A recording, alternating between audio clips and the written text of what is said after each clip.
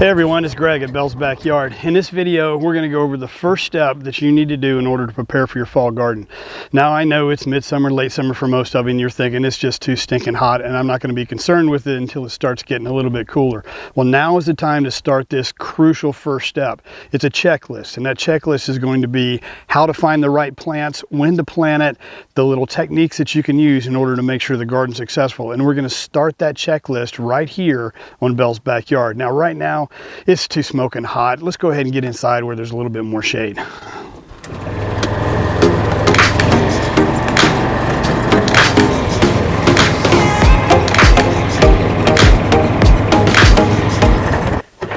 Ooh, it's hot.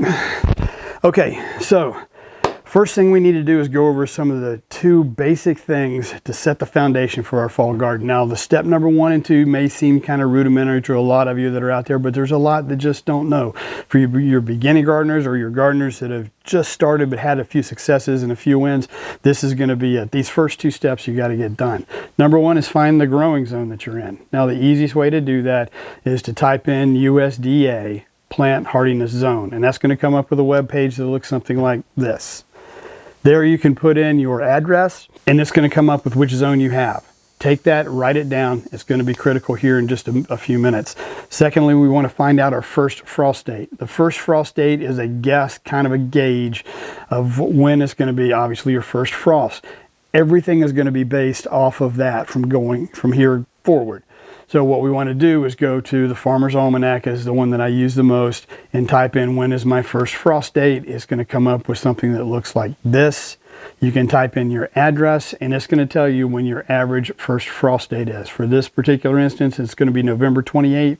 Write that down for whatever you have, not November 28th, yours. And we're going to base everything off of that. So let's go on to step number 3. Now we need to find out what grows in our zone for the fall. Your university agricultural extension offices are usually the place that you want to go to. Now in this zone, I used Auburn University, but you can type in what grows in my zone, and generally you're going to find the agricultural extension office is going to pop up. Click on that. Then you're going to find your planting calendar. Type in planting calendar, it's going to pop up. Now that's going to give you a list of everything that you can grow in the fall in that zone. But don't get buried by all of that. What I want you to do is print that list off. The next thing that you want to do, once you print that list off and you know everything that you can grow, now let's figure out what we should grow. Now, do this step. Go through it, look at it, and find out really what you're going to eat. I know growing beets is fun, but for my family, it doesn't work. I'm the only one that eats them. So there's no use for me to grow them, spend my energy doing that when it's going to end up in the compost pile, or I'm going to give it away, or I'm just going to eat it all myself. And quite frankly, I don't want to eat a bunch of beets.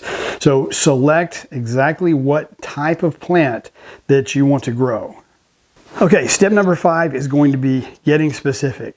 Finding specifically the type of vegetable we want to grow within the category that we selected. Now, in our suggested growing vegetables for our zone that comes from our planting guide, you can see 5 or 6 different types of, let's say, carrots that grow into your zone, or you're going to see 5 or 6 types of cabbages that's going to grow in your zone. A lot of people make the mistake of just picking one, throwing it in a garden, and saying, let the miracles happen. It's not quite that simple. What we want to do is do a little bit of research. Let's take cabbage, for example, and that's what we're going to use from here going forward. When I started looking at the suggestions for cabbages, I was looking for 2 specific types. I wanted one that could grow in the heat. That's going to be the beginning part of our growing season, and one that's going to be able to push me a little bit further into the frost dates so that I can grow a little bit longer.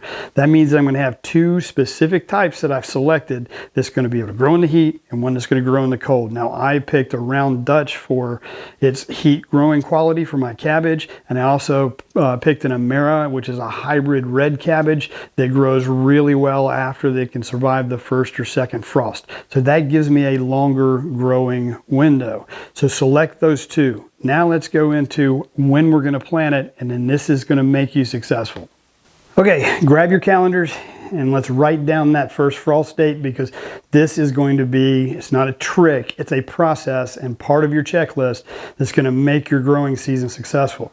So the first thing we're going to do in our calendars is we're going to mark our first frost date. Now, if you remember, I said mine was November the 28th. I've selected the two types of cabbages. One is the Royal Dutch and the other is the O'Mara. Now, my Royal Dutch can start growing, and I wrote these down just so I can do the math because I'm not that good at it. So its maturity date is between 74 and 90 days. That's 82 day on average maturity date, and that's dividing that by 7 gives me a 12-week growing period it's going to take before I can get to my harvest.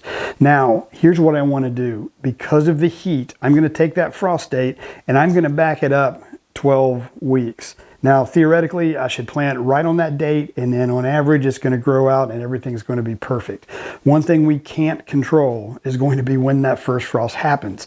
It could either be a really hot winter or it could be a really cold winter really fast. So we're going to use a succession planting method, and I want you to do this for your fall gardens. It's critical because that time between that heat and that cold can come in a hurry. So with that 7-week growing time, when I back that off, that's going to put my planting date should be 5 September. Now, if we worked everything correctly, that means on the 5th of September, I plant it into the ground and it's going to work. But there's one thing we can't control as gardeners, and that's when the first frost comes. Mother Nature can move it 2 weeks ahead, 3 weeks ahead, and delay it. It could be a hot winter, it could be a cold winter.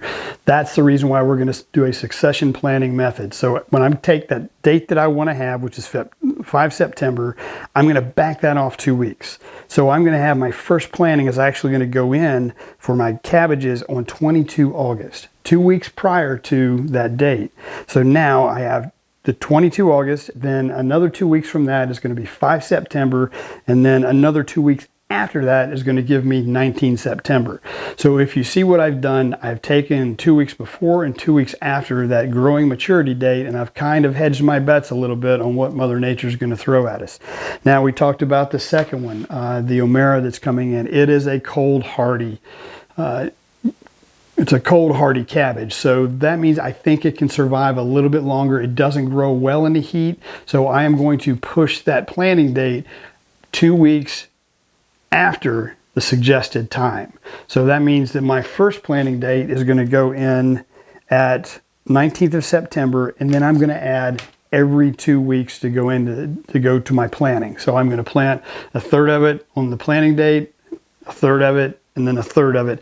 Now I'm going to have a 6-week time frame where I'm going to be planting cabbages. One type of cabbage is going to be growing well in the heat. Another type of cabbage is going to be growing well into frost. So if Mother Nature changes one way or the other, I've kind of made it so that I should be successful inside of that planting time. Now, the last and final step is what we really need to do to get ready, and that's order your seeds.